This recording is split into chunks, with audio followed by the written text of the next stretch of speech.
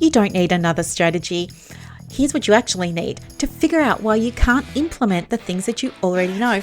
I'm Dr. Brooklyn Storme, former psychologist, now business coach, and I help women just like us to build profitable private practices, usually in under 12 months. Being neurodivergent means I see the patterns that other coaches miss, but it also means I'm a truth teller, so I'm not interested in giving you any business advice that sounds good or might be trending, but doesn't actually work for us.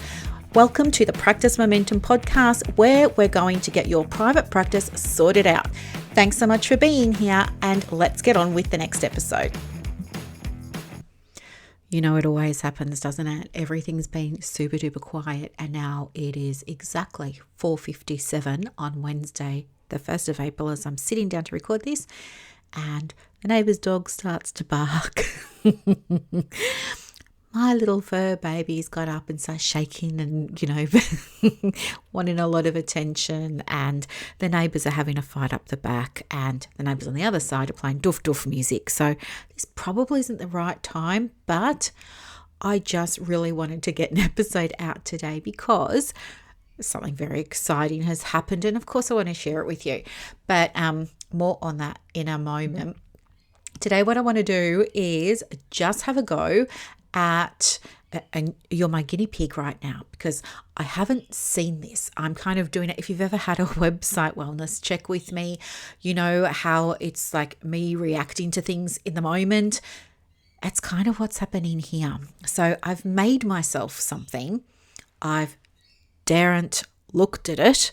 And I'm just going to try and work with it as we're on the podcast. So I know it's all sounding very cryptic, isn't it? So I'm just going to dive right in. Okay, we're going to talk about, wait for it, I know you're either going to love it or hate it, but hear me out because I think this is going to be super duper useful. We're going to talk about AI in private practice. I told you, don't hate me. AI, I am totally obsessed because there are so many ways that we can use it. And also there's been so much happening lately, and oh my gosh, I'm not going to tell you about all of that. Don't worry. We're going to talk about some other things, but this is the general idea of the episode today. I want to talk with you about what I think would be super duper helpful for you to know, because while I'm over here, I've done a couple of courses now in AI. I'm a certified AI coach. I'm making AI things all the time, and I really love to surprise and delight my clients who aren't expecting them, and just go boop, boop, boop, boop, boop, and send them something very special that I've made, and they love it usually, or they're confused by it, but usually they love it, and it's so good, and I want to give you that so good feeling as well. And so I'm going to talk with you a little bit about what it is, what I'm doing, what mistakes you could be making that mean that you're perhaps missing out on being able to do some of this, and I'll show you what you can do to turn it around.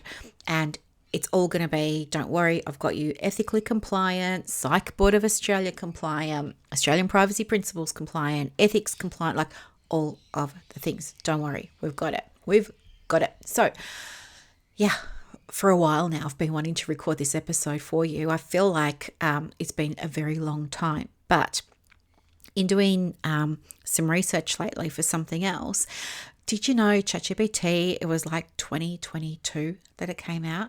I know we're only in 2026 now, just the second quarter. It's the first half of the second quarter, right? But it feels like it's been a lot longer than 4 years, 3.5 years, doesn't it? But anyway, today I'm going to walk you through not everything you need to know, because obviously I can't do that, but some key things that will be very, very helpful for you to know about AI for your private practice. I'm going to talk you through what it is, what ChatGPT and Claude do, address some of the fears that you've shared with me, because I think they're absolutely worth taking very, very seriously. And I also want to talk you through the ones that perhaps you can let go, as well as some of the mistakes that I'm seeing right now with using it so that you don't make them. And I want to talk with you too about some of the real possibilities that are sitting right in front of you right now. And yes, I've got something very, very exciting to share with you at the end. Okay, this is so much fun. All right. So whether you are brand new here or whether you've been listening for a little while, I'm so glad you showed up today because we're going to talk about this. It is absolutely loaded with so much potential to shape your private practice. It's already shaping mine, and it's already shaping the private practices of the women that I work with privately in business coaching. Okay. So let's just go right back to the beginning for a minute and look at what AI is. I know that for a lot of you, it feels like something that's either like way too complicated, or maybe you're scared of it, it feels a little bit risky, or you feel like it's not relevant. I just want to sit on the couch and do the therapy, not interested. I totally get it, fine, but I want to try and challenge all of those things as well. So AI stands for, as you probably know, artificial intelligence. And so in the context we're talking about today, it just means software that can understand your words, write back to you, answer your questions, help you brainstorm, summarize things, and assist with all kinds of tasks, all through a very simple conversational interface, right? You're going to type something into it, it's going to type back. That's pretty much the essence of it. So I know we all use the emoji of the robot, but it's actually not a robot. It's more like having a very well-read assistant who just never gets tired. They're like always in hyperfocus. They don't judge you for asking like simple, basic questions. And they're available at like 2 a.m. when you're staring at a blank screen, trying to get back to sleep and just scrolling, right? The two tools that we're going to focus on today, though, are ChatGPT and Claude, just because they're two of the most popular. There are lots of others, and I'll talk with you about those two in another episode down the track. But these are the two that I use a lot. Well, actually, I don't really use ChatGPT that much anymore. It's probably, when I first started, ChatGPT was it. I'm just going to call it Chatty from now on, okay? Chatty was it. And Claude sort of came onto the scene after, and I was resisting because I had a loyalty to Chatty, right? And I was thinking too, like, I just got over this learning curve over here with Chatty, and now you're making me like go and do another one, and there's still so much to unpack over here. But anyway, I went and started with Claude, and OMG, game changer. Haven't looked back, and now I do almost everything on Claude. I barely use ChatGPT. I would say these are probably good ones for you to get started with. But you need to understand a few things first, right? So you need to understand what's a GPT. So ChatGPT is made by a company that's called OpenAI. It launched at the end of 2022, and it became the fastest growing product in history. It's in the Guinness Book of Records. It reached 1 million users in 8 weeks. 8 weeks. Its first 8 weeks. Imagine opening up your private practice diary and getting 100 million people in, like, crazy town. This is not an accident. Of course, it happened because for the very first time, it meant that a lot of, people just like you and I experience that interacting with the interface, interacting with the platform, with the app, however you were using it, in a way, kind of felt like you were talking to a real person. It was interactive. You can use ChatGPT free, or you could use it with a paid plan like I do. I just use the lowest paid plan. I think it's $20 or $30 a month, and it gives you access to a lot more features and, of course, more current information. Now, this is very, very important to understand. And again, it's a topic for another conversation.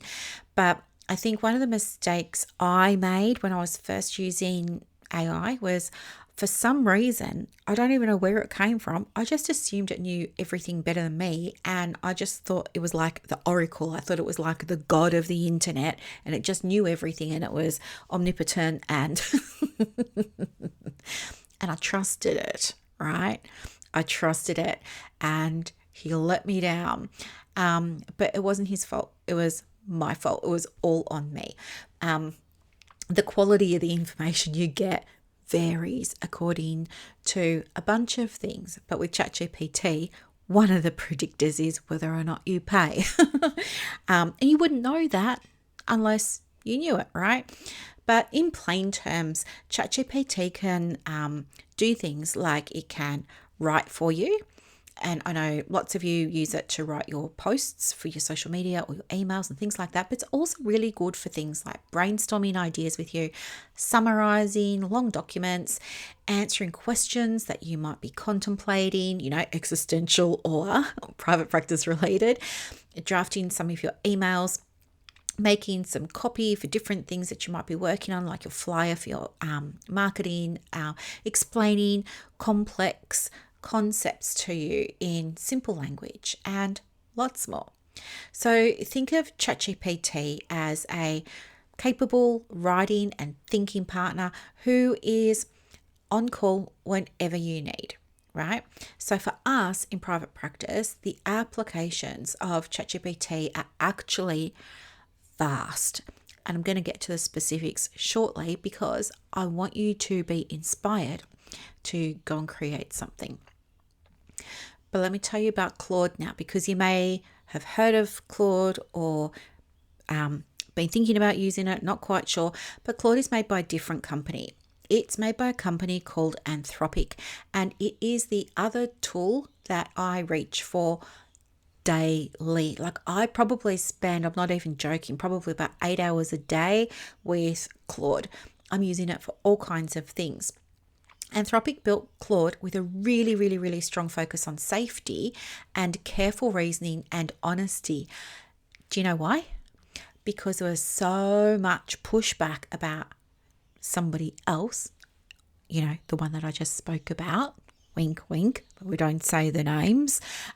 This podcast is my opinion only, all the things, because that other platform was getting a bit of a reputation for not being safe, for not having careful reasoning, and for not always being entirely true, which I think is very, very interesting given that we work in a field that holds those same values at its core, right? Safety, careful thought and consideration, reasoning, and of course, honesty.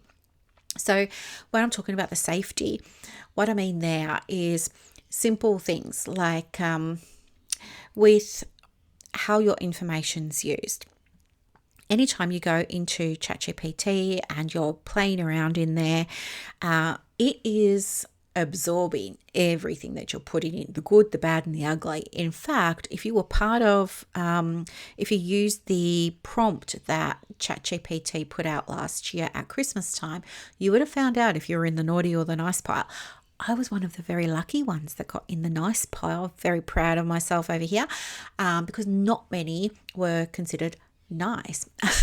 The naughty and the nice was ChatGPT saying, okay, these people over here are being innovative, they're using it all the time, they're trying different things, it's stretching the capabilities of the model, all of this type of stuff. And then the naughty people were doing all kinds of other things. Not bad, but just using it differently. So anyway, that was just a fun little side quest that I took you on there. But it was leading me to share with you that it is absorbing everything all the time that you're putting in, and then it just goes and uses it and shares it with people who you don't know. And part of the sharing and the usage is to do things like improve via, the training model and things like that. So, it raised some concerns, understandably, for many, many, many, many people. But for some reason, OpenAI or Chatty, they were just like, we've still got like hundreds of millions of people using it. Can't be that big of a problem. But Claude saw an opportunity and said, okay, we're going to address this. And they kind of did. They did things a little bit differently. For example, all AI platforms at the moment made in America, Claude, Chat, the others, all coming out of America for some reason. But it was Claude that said, we're going to make sure that we've got embedded safety and ethics, in accordance with the Constitution. So it was like constitutional ethics and safety embedded into the platform. Now, what does that mean for us? Well, it means that it doesn't look, it used to default to not share your information for training and upgrades and all of the things. But I think now, like when I was just doing a bit of research a minute ago, it looks like it does default to sharing your information on a free plan. But if you're on a paid plan, it defaults to not sharing. So anywho, good for you to know, right? But the thing that I really love about Claude is that it is really particularly strong at what's called long form content. So that's something that is a few paragraphs, right? Really, really good at that. It's very, very good at complex instructions, super good at, detail, very good at writing in a specific tone or a specific voice.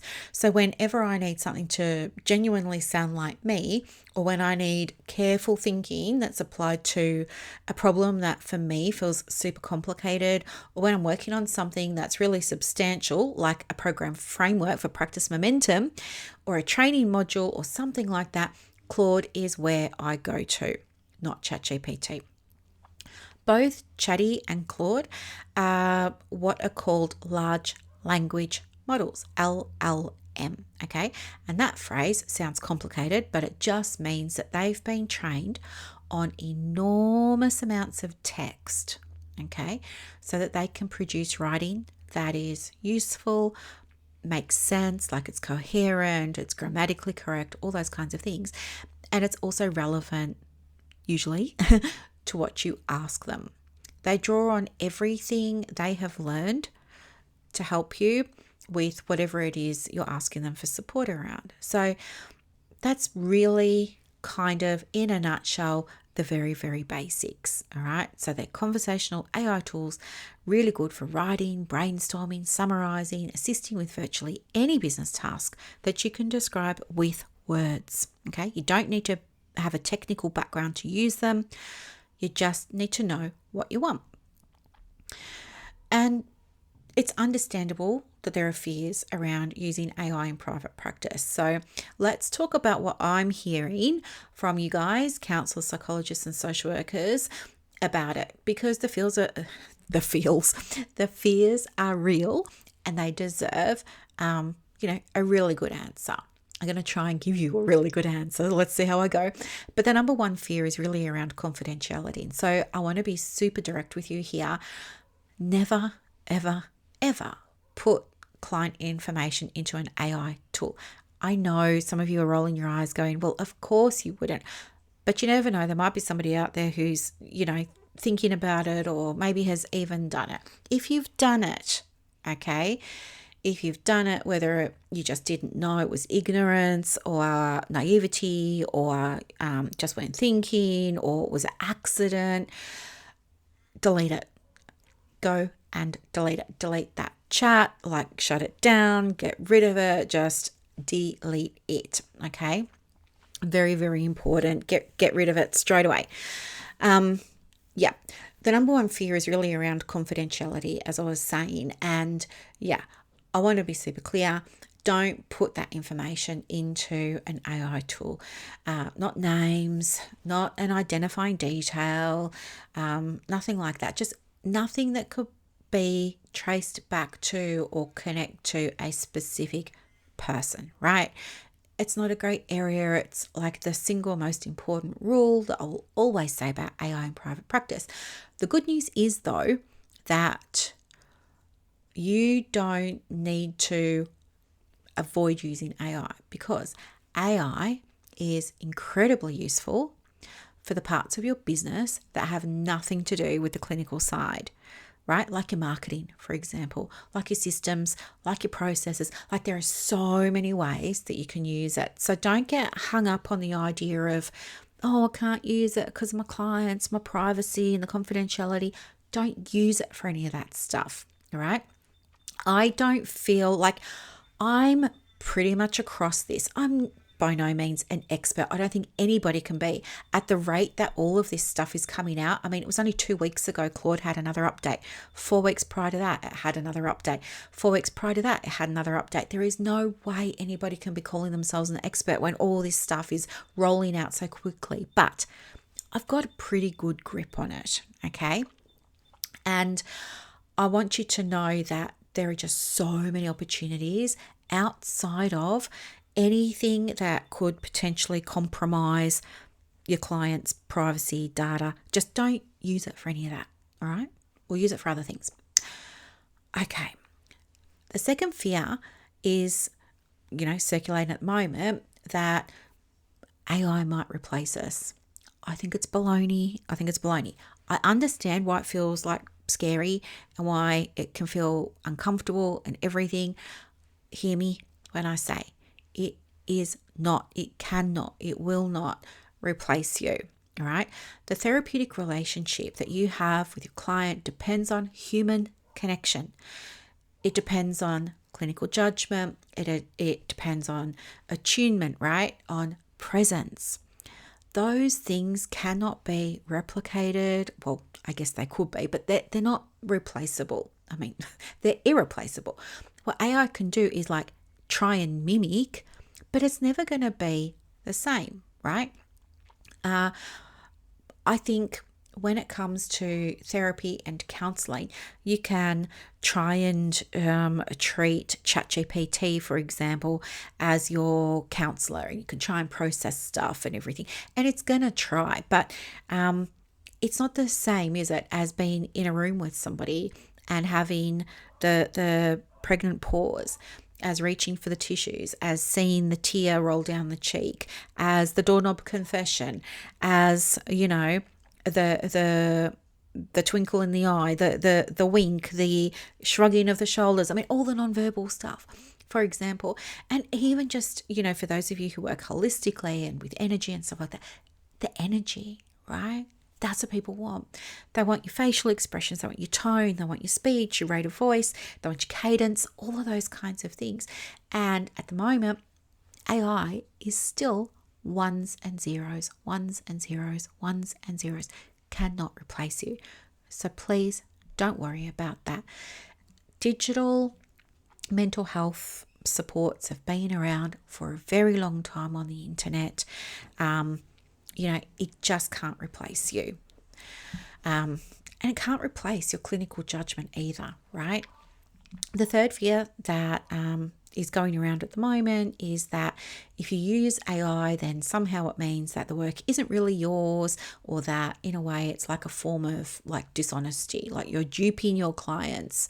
So I guess I just want to invite you to sit with that one, because I think it's worth examining. We don't feel like we're cheating when we use things like Canva to design a flyer instead of drawing it by hand, right? And we don't feel like we're being inauthentic when we use a template for our intake forms, right? I sell them all the time. Templates for forms. AI is a tool, right? What you do with the output, how you refine it, how you tweak it, adapt it, shape it, apply your judgment to it, all of that is still yours, all right? And the fourth fear that I hear is really just about the overwhelm. It's like, I don't know where to start. I don't know what am I actually meant to do with this thing called AI? How do I know if what it's giving me is right? Because I thought it was until you told me that it wasn't. So now I'm like questioning everything. And all of that fear is completely valid. And it's exactly why I built something that I'm about to tell you about. There are some mistakes that therapists are making with AI right now. All right. These are important to talk about because they're happening in real time. The first, the most serious thing is sometimes some people have accidentally put information into AI tools. Okay. I've already said it. I'll keep saying it. Yeah. Ethical obligations. Don't pause. All right. Client confidentiality is non-negotiable, and AI tools are just not a secure clinical environment yet when we're talking about Claude and ChatGPT. There are other tools that you can use that are AI based in your private practice for the client facing stuff. Those tools are like Heidi Health. So it's AI, it's going to record everything you say, compile the notes, put the notes into your practice management software. Another one is Novo Psych and Novo Note. So they will record everything. And I would just say, if you're wanting to use AI for the clinical stuff, go with what's been recommended in the industry for that, okay? The second mistake is, I guess, using AI sometimes without reading it properly. So AI can get things wrong. It says that at the bottom of every AI tool, it says AI gets things wrong, can make mistakes. You should always check your work. It's very, very important. Now, a great example of this was, I think it's pronounced Deloitte, and they had put together this document as part of a great big, multi-million dollar settlement. They were going to court with it and all of this. And anyway, it turned out that a bunch of references in the back of their document and citations throughout the legal briefing were totally made up. Totally made up.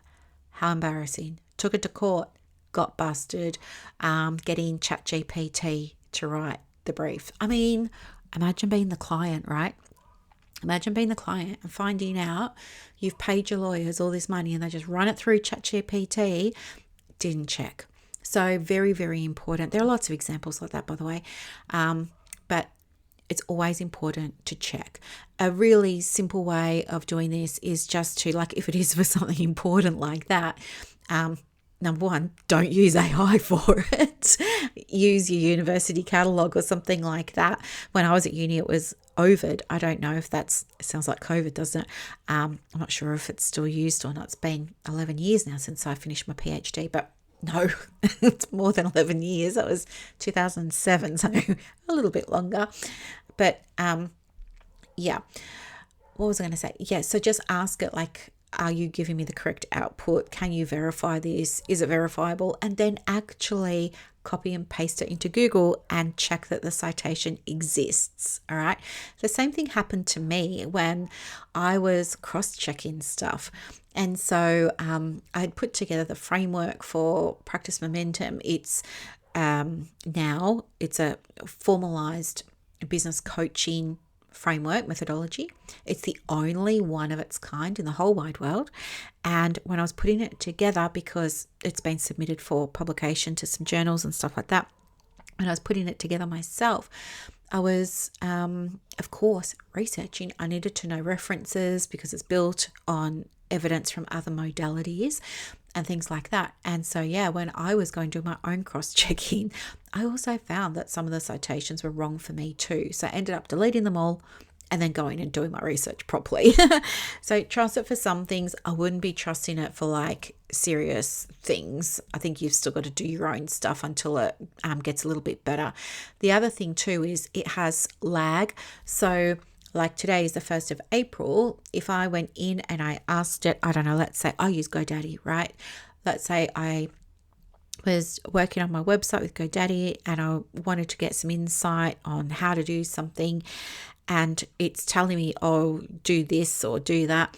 Well, it's only got current data, current in air quotes, up until like about 6 months ago.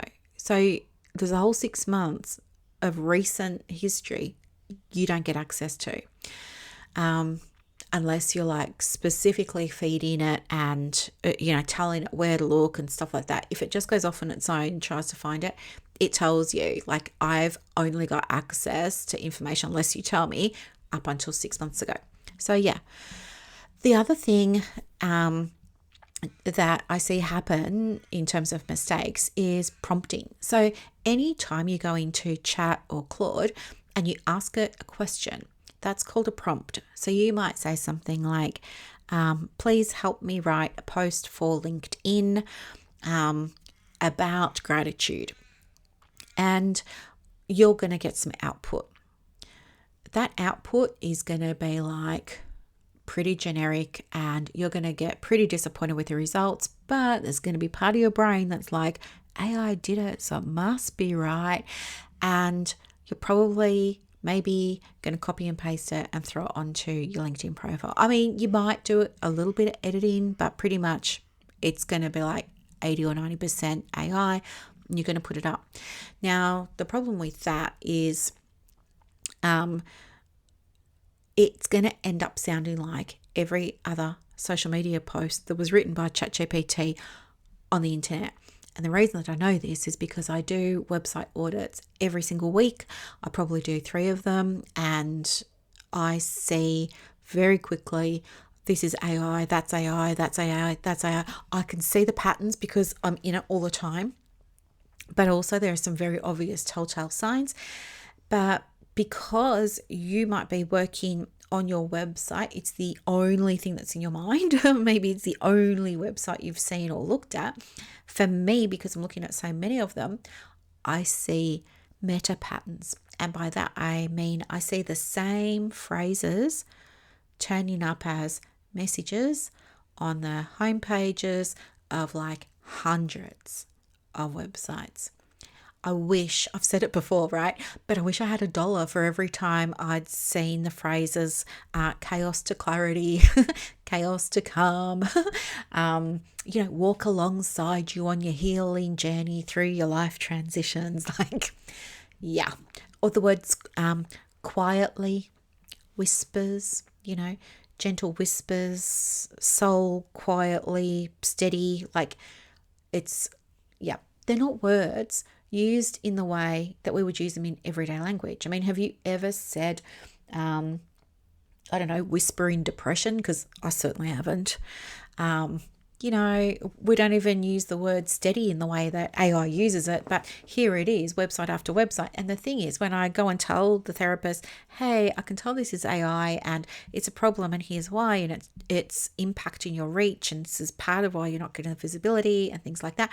Some people are so grateful to hear it because they didn't know, but other people fight me on it and they're like, well, fine, I hear you, but I'm not changing it. And it's because, I don't know, I think they just trust that AI knows better than a human, and that's actually not the case. And it's really so sad because they're the ones that are really, really struggling to get inquiries. They're the ones that are saying, oh, I'm doing all of this work and I'm not getting any inquiries. They've got all this AI on their website, they've got all this AI on their social media posts. The other thing is they're putting the same piece of content on Facebook and then spamming the internet with it. And, it's just AI slop and nobody wants to read it. But they're getting frustrated because they're working hard. They feel like they're implementing, they feel like they're doing lots and lots of things. It's just not working. But it's because there's a stubbornness for some reason around wanting to go back to whatever the output is and edit it nicely, put it in your own words, your own language, things like that. If you type something like, write me a Facebook post for, like, this is me now, right? I'm just using myself as an example, but if you wrote something like I do, like write me a Facebook post for counsellors, psychologists and social workers in private practice in Australia about feeling guilty around taking annual leave, use, a tone of voice that feels like this and it doesn't feel like that, and I want 200 words and I want this call to action, you're going to get something genuinely useful. You're still going to have to edit it and tidy it up, but it's going to be sharper. The quality of what AI gives you is directly related to how clearly you asked for it. And that's a learnable skill. I had to learn it. I think many of you are probably going to have to learn it, and there's a way.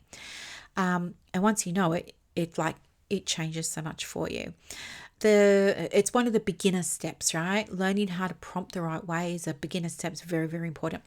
The fourth mistake is, I guess, I'm just going to say, not using AI at all. Just kind of staying out of it entirely because it feels overwhelming. It just feels like it's too much.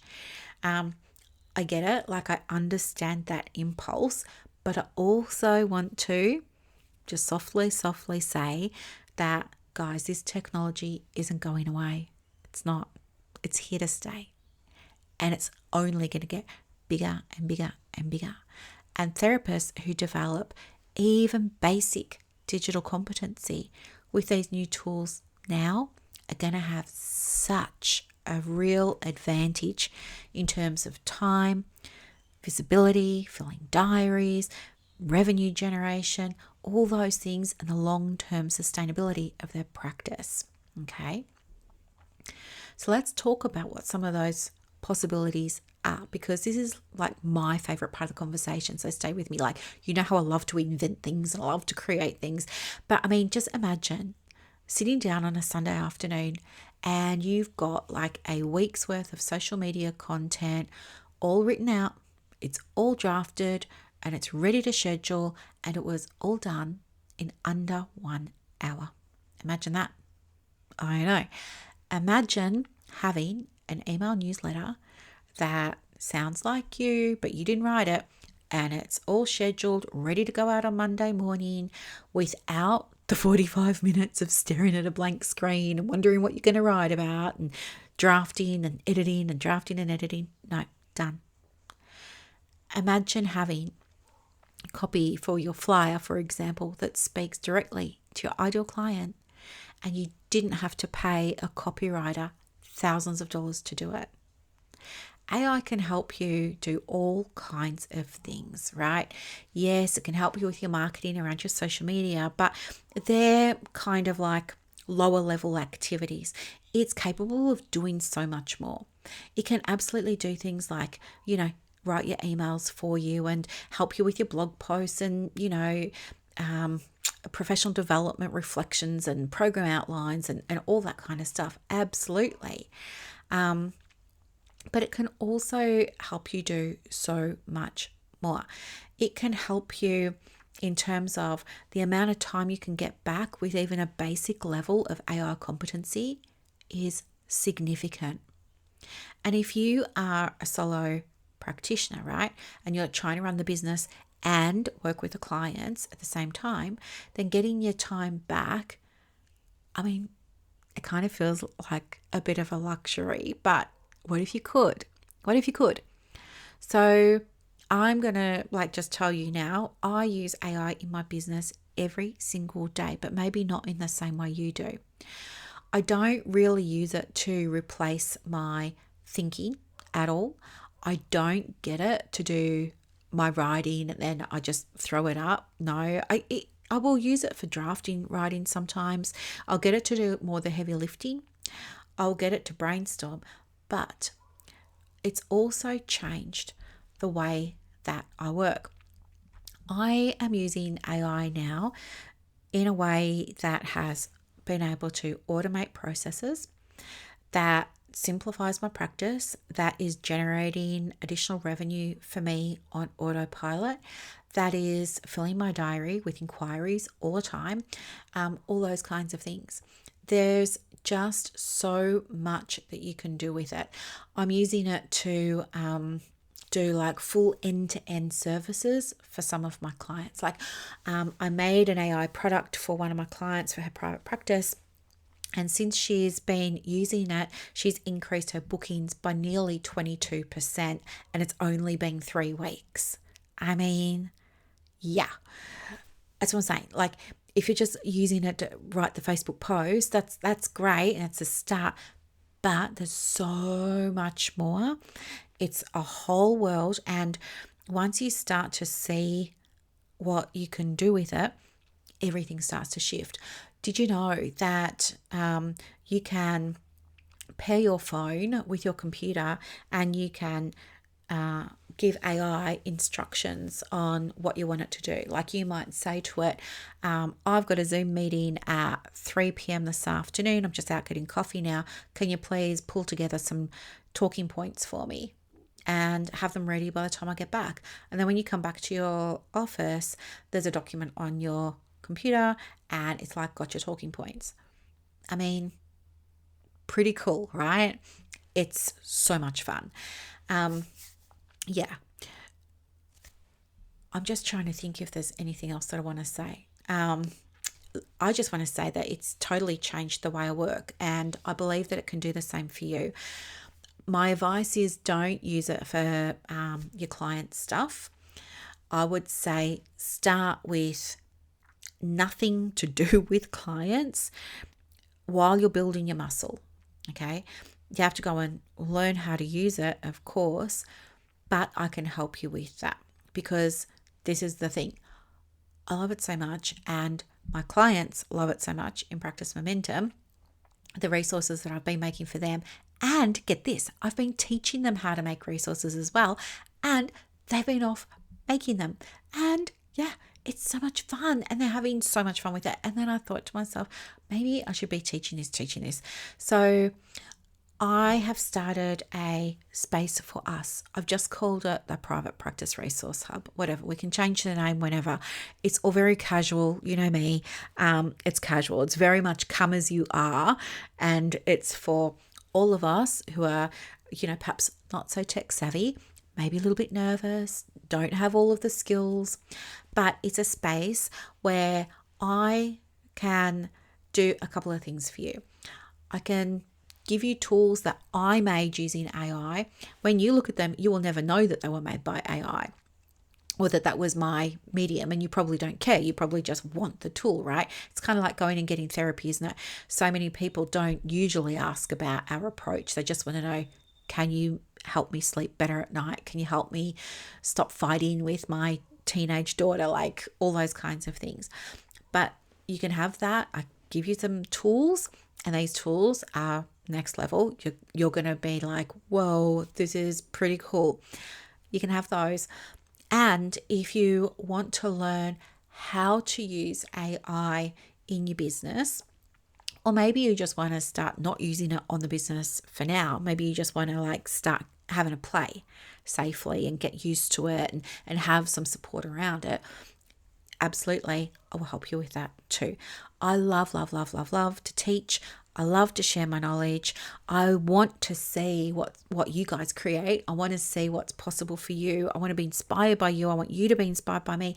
And I want us to have a space where we can just play around with this stuff together and see what happens. And in order for you to do that, we've got this space now, and I've put some information in there. It's free to join. Okay. There's, so for this, it's a community. And I've used what's called a freemium model, which means that, of course, you can come in free, grab a few bits and pieces here and there. But if you're wanting more of the stuff, then there's a paid tier, right? And I think the paid tier, from memory, it's $47 US. It is in US dollars, not Australian dollars.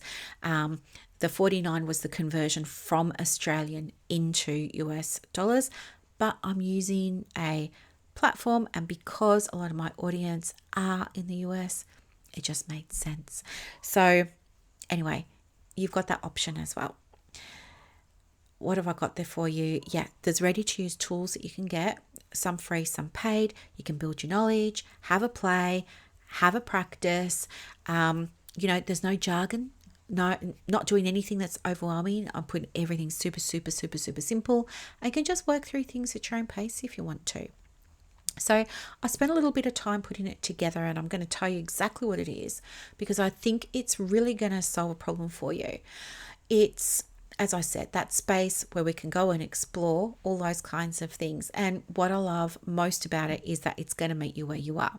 So if you're completely new to AI and you're a little bit nervous, you're hesitating, you're like, I don't even know if I'm ready to put my big toe in the water yet, Brooklyn, that's okay. I've got you.